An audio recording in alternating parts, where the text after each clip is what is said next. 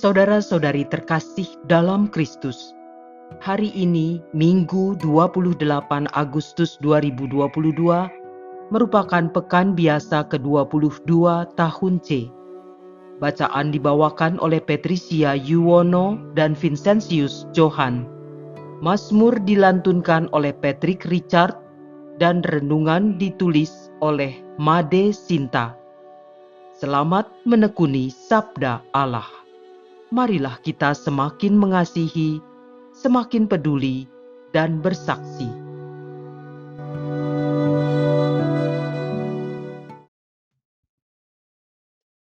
Dalam nama Bapa dan Putra dan Roh Kudus.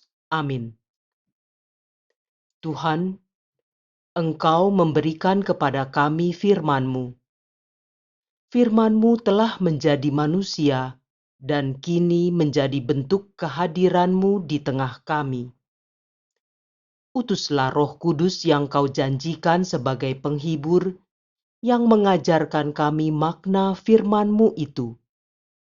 Kiranya inspirasinya membantu kami memahami firman yang telah ditulis dengan inspirasi ilahi.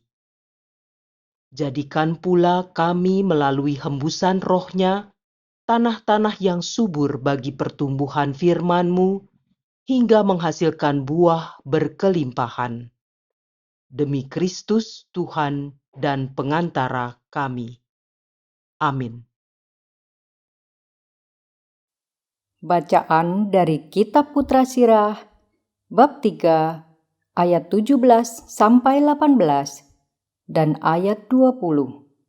Dilanjutkan ayat 28 sampai 29. Anakku, lakukanlah pekerjaanmu dengan sopan, maka engkau akan lebih disayangi daripada orang yang ramah tamah. Makin besar engkau, patutlah makin kau rendahkan dirimu, supaya engkau mendapat karunia di hadapan Tuhan. Sebab besarlah kekuasaan Tuhan, dan oleh yang hina dina, Ia dihormati. Kemalangan tidak menyembuhkan orang sombong, sebab tumbuhan keburukan berakar di dalam dirinya. Hati yang arif merenungkan amsal, dan telinga yang pandai mendengar merupakan idaman orang bijak. Demikianlah sabda Tuhan.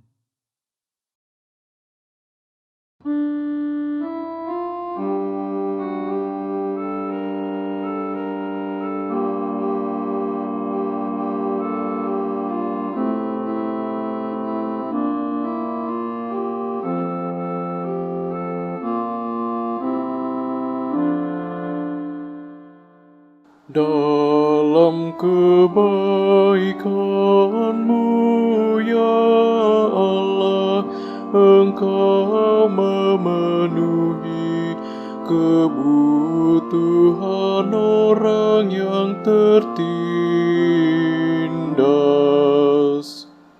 Orang-orang benar bersuka cita, mereka beria-ria di hadapan Allah, bergembira dan bersuka cita.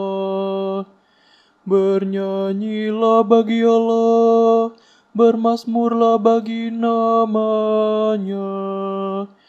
Nama-Nya ialah Tuhan, beria-rialah di hadapan-Nya. Dalam kebaikan-Mu, ya Allah, Engkau memenuhi kebutuhan orang yang tertindas. Bapa bagi anak yatim dan pelindung bagi para janda.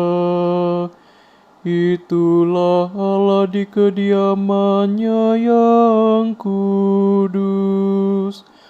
Allah memberi tempat tinggal kepada orang-orang sebatang kara. Ia mengeluarkan orang-orang tahanan sehingga mereka bahagia. Dalam kebaikan-Mu, ya Allah, Engkau memenuhi kebutuhan orang yang tertindas. Hujan yang melimpah Engkau siramkan, ya Allah. Tanah milik-Mu yang gersang Kau pulihkan, sehingga kawanan hewan-Mu menetap di sana. Dalam kebaikan-Mu, ya Allah, Engkau memenuhi kebutuhan orang yang tertindas. Dalam kebaikan-Mu, ya Allah, Engkau memenuhi kebutuhan orang yang tertindas.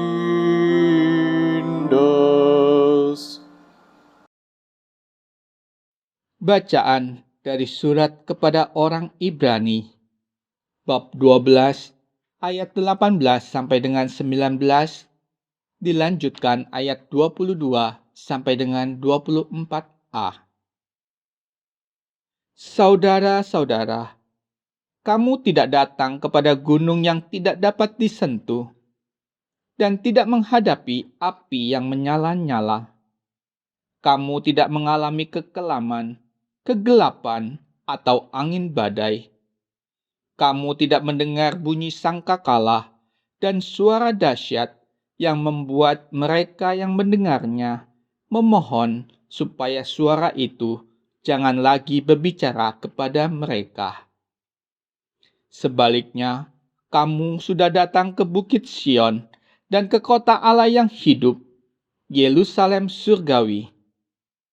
Kamu sudah datang kepada beribu-ribu malaikat, suatu kumpulan yang meriah, dan kepada jemaat anak-anak sulung yang namanya terdaftar di surga. Kamu telah sampai kepada Allah yang menghakimi semua orang dan kepada roh orang-orang benar yang telah menjadi sempurna. Dan kamu telah datang kepada Yesus, pengantara perjanjian baru. Demikianlah sabda Tuhan.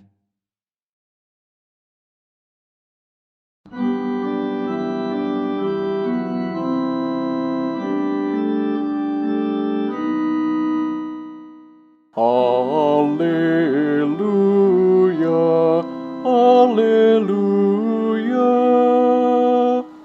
Pikulah kuk yang kupasang padamu, sabda Tuhan, dan belajarlah padaku, karena aku lemah lembut dan rendah hati. Haleluya, haleluya.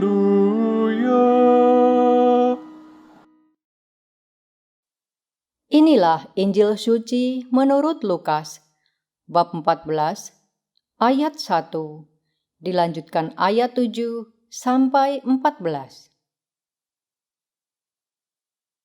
Pada suatu hari Sabat, Yesus datang ke rumah salah seorang pemimpin dari orang-orang Farisi untuk makan di situ. Semua yang hadir mengamat-amati dia dengan seksama. Melihat tamu-tamu berusaha menduduki tempat-tempat kehormatan, Yesus lalu mengatakan perumpamaan ini. Kalau engkau diundang ke pesta perkawinan, janganlah duduk di tempat kehormatan, sebab mungkin orang itu telah mengundang seseorang yang lebih terhormat daripada engkau. supaya orang itu yang mengundang engkau dan dia jangan datang dan berkata kepadamu, "Berikanlah tempat ini kepada orang itu." Lalu dengan malu, engkau harus pergi pindah ke tempat yang paling rendah. Tetapi apabila engkau diundang, duduklah di tempat yang paling rendah. Mungkin tuan rumah akan datang dan berkata kepadamu, "Sahabat, silahkan duduk di tempat yang lebih terhormat." Dengan demikian, engkau akan menerima hormat di depan mata semua orang yang makan bersamamu. Sebab siapa saja yang meninggikan diri akan direndahkan, dan siapa saja yang merendahkan diri akan ditinggikan. Lalu Yesus juga berkata kepada orang yang mengundang dia, "Apabila engkau mengadakan perjamuan siang atau perjamuan malam, janganlah engkau mengundang sahabat-sahabatmu, saudara-saudaramu, kaum keluargamu, atau tetangga-tetanggamu yang kaya, karena mereka akan membalasnya dengan mengundang engkau pula. Dan dengan demikian, engkau mendapat balasnya. Tetapi apabila engkau mengadakan perjamuan, undanglah orang-orang miskin, cacat, lumpuh, dan buta. Engkau akan berbahagia, karena mereka tidak mempunyai apa-apa untuk membalas engkau. Sebab engkau akan mendapat balasannya pada hari kebangkitan orang-orang benar. Demikianlah sabda Tuhan.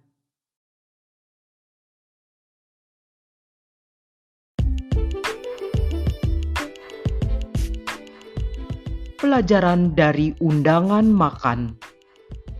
Renungan dibawakan oleh Laurencia Ineke.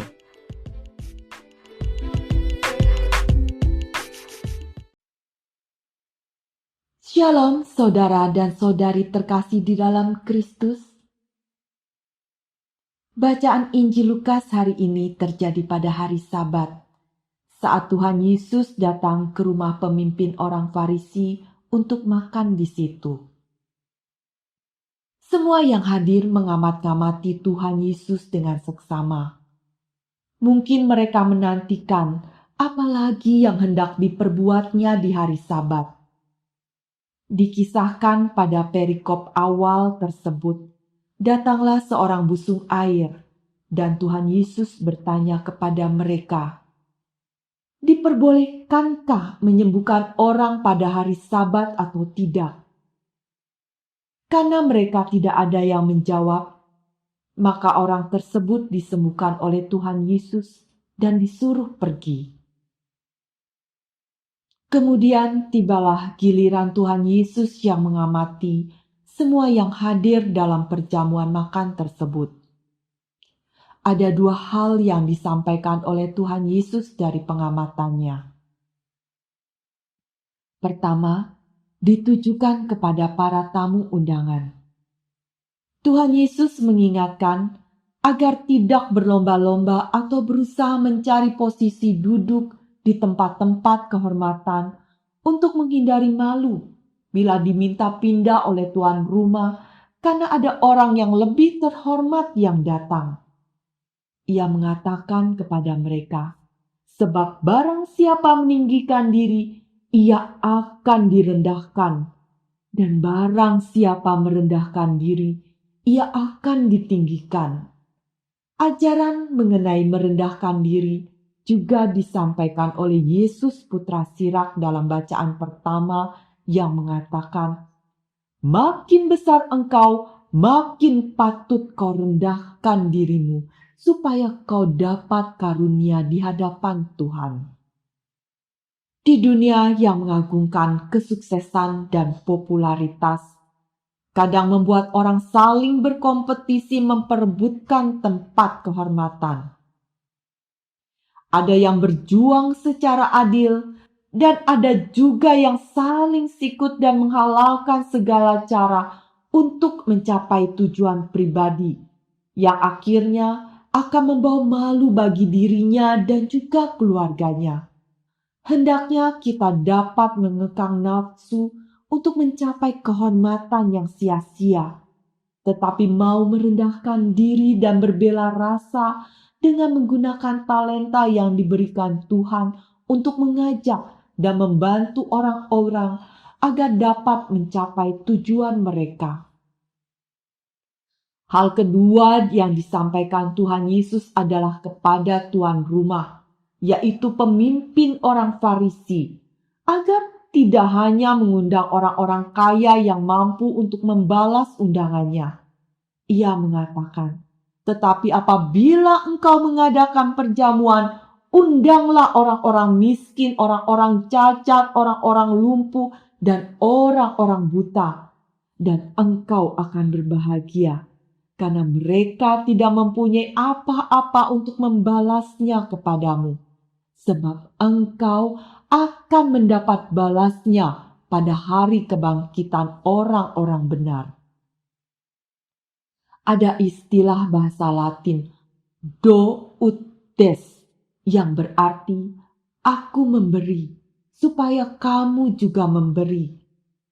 Ada juga istilah give and take. Harapan untuk menerima pembalasan seringkali terbersit dalam hati, walau tidak sampai terucapkan. Tuhan Yesus memberikan tantangan kepada kita untuk memberikan bantuan kepada yang membutuhkan dan menjadi teman yang baik kepada mereka yang tidak dapat membalasnya kepada kita. Hal yang sudah ia praktikkan dengan memberikan nyawanya di kayu salib bagi kita manusia yang berdosa. Semoga dengan bantuan Roh Kudus kita dapat melakukannya. Marilah berdoa. Tuhan Yesus yang baik, terima kasih atas peringatanmu kepadaku untuk tidak meninggikan diri dan mau membantu sesama dengan tulus hati tanpa mengharapkan balasan dan pujian. Tuhan Yesus, mohon bantuanmu agar aku selalu mengingat dan melaksanakannya. Demi Kristus, Tuhan dan pengantara kami. Amin. Dalam nama Bapa dan Putra dan Roh Kudus. Amin.